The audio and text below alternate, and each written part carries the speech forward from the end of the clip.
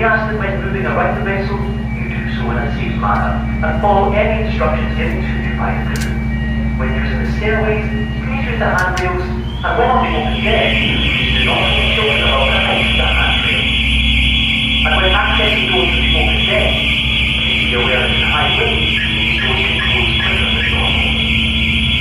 We remind you that smoking is prohibited on the vessel, with the exception of the designated smoking areas. These are located outside and are clearly signposted. The use of e-cigarettes is also prohibited unless in a designated smoking area. It is a requirement of international maritime law that no garbage or waste is thrown overboard. Please use the waste and recycling bins which are located throughout the vessel. Finally, we request you use the luggage racks when provided and do not otherwise leave your luggage unattended. Our crew are primarily here for your safety, and if you have any questions, please don't hesitate to ask.